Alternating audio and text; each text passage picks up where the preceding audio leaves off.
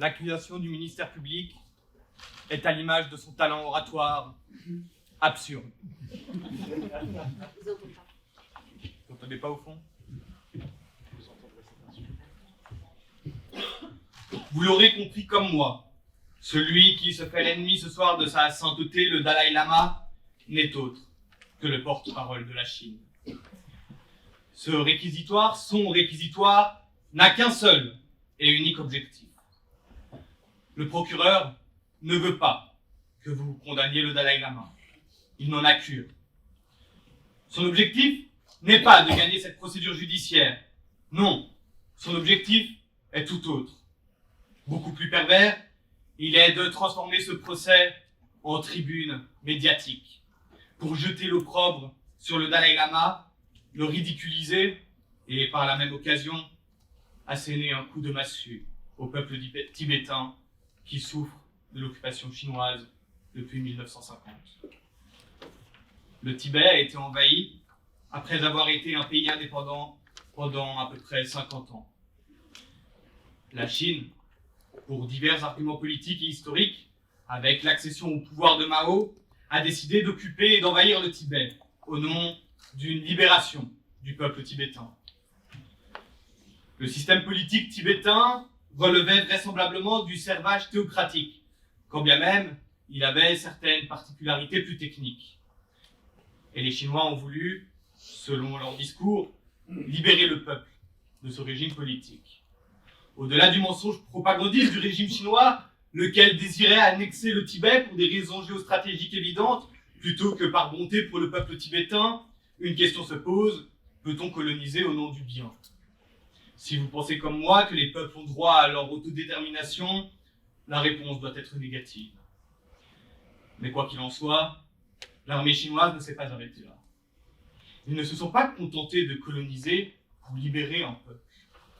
Ils ont violé des femmes, des nonnes ayant fait vœu de chasteté. Ils ont torturé, ils ont tué, ils ont créé des camps qui, à bien des égards, ressemblent à des camps de concentration. Ils font subir une discrimination sans pareil aux Tibétains. Ils ne peuvent même pas sortir de leur pays. Leurs mouvements sur leur propre territoire sont contrôlés. Qui oserait prétendre agir pour le bien d'un peuple quand il le souille chaque jour davantage? Le Dalai Lama a fui. Il est en exil en Inde depuis 1959. Il a abandonné ses activités politiques et n'est désormais plus que le chef spirituel du bouddhisme tibétain. Mais il est aussi, et surtout, l'espoir des Tibétains du monde entier.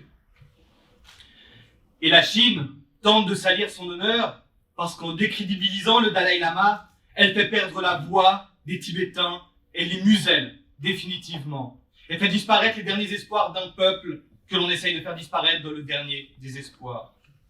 Et la Chine y est parvenue. Un peuple colonisé qui vit, et la Chine y est parvenue, un peuple colonisé qui vit sous une occupation permanente.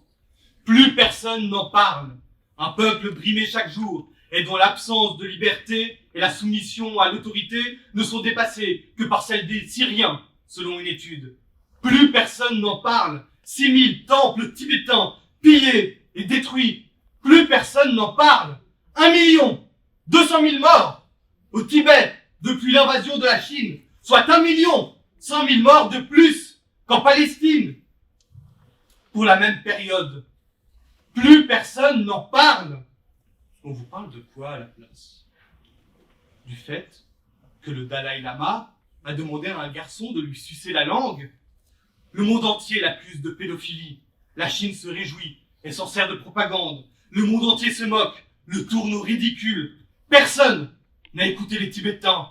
Et pourtant, ils hurlent littéralement à leur douleur. Allez chercher sur YouTube quelques secondes et vous verrez de vos propres yeux les souffrances de ce peuple. Il vous explique le geste du Dalai Lama.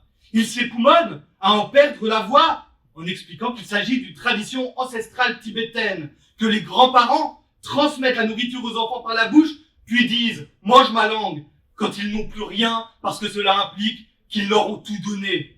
Ils expliquent que c'est une marque d'affection et que cela fait partie intégrante de leur culture. Mais personne ne les écoute, jamais.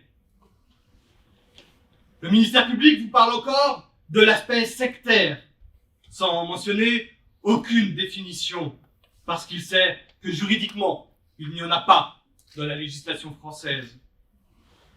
Cette accusation est dans la droite lignée de son absurde réquisitoire. Oui, dans toutes les religions, il y a des dérives. Mais jeter l'opprobre sur l'ensemble des fidèles et se servir du qualificatif de secte, ce sont des indignités aussi ridicules qu'insultantes pour toute une communauté.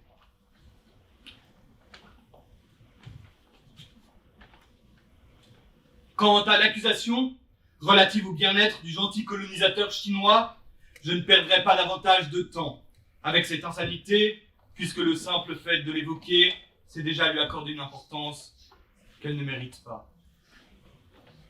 J'ai honte. J'ai honte de moi, de mes pères, de l'espèce humaine, de notre ignorance, de notre bêtise, mais pire encore. J'ai honte de notre indifférence. J'ai honte de nos doubles standards et de notre hypocrisie. Ah, que nous connaissons bien cette critique en tant qu'Européens.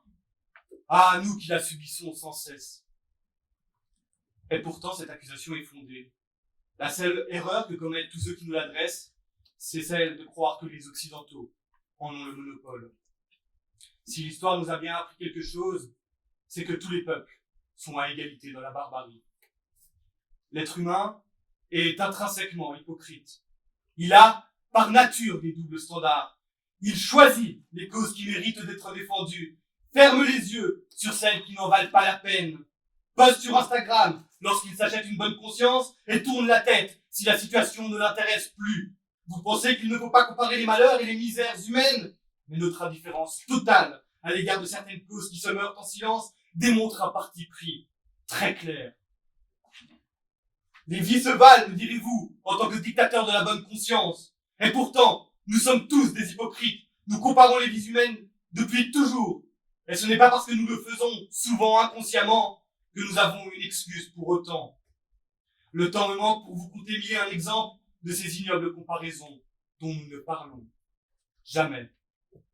Allez dire à celui qui se meurt et pour lequel vous n'avez jamais pris la défense que sa vie vaut celle de celui ayant occupé chacune de vos prises de parole. Mais pendant ce temps-là, pendant que nous dissertons, les Tibétains, eux, pleurent. Ils pleurent parce que leur chef spirituel qu'ils vénèrent est diffamé et moqué par le monde entier. Ils pleurent parce qu'ils remarquent que personne ne les écoute quand ils essayent d'expliquer, et ils comprennent alors que personne ne s'intéresse à leurs explications ou à leur culture. Ils pleurent parce qu'ils comprennent qu'ils sont méprisés par le reste de l'humanité. Ils pleurent aussi car ils constatent finalement que tout ce que l'on retient de leur histoire, de leur culture, c'est l'image d'un chef spirituel pédophile. L'exil, les persécutions, les viols, le million de morts, la colonisation, les Tibétains qui s'immolent par centaines pour résister, tout ça, c'est oublié. Ce qui compte, c'est cette accusation absurde qui ne pouvait être formulée que par un réquisitoire absurde. Les Tibétains pleurent en fait, car ils ont compris quelque chose. Ils ont compris que la Chine avait gagné. Quant à vous, chers juges, vous n'avez qu'un verdict à rendre. Vous acquitterez le Dalai Lama, et en rendant cette suprême sentence, vous aurez l'indicible honneur de condamner chacun d'entre nous à faire son examen de conscience.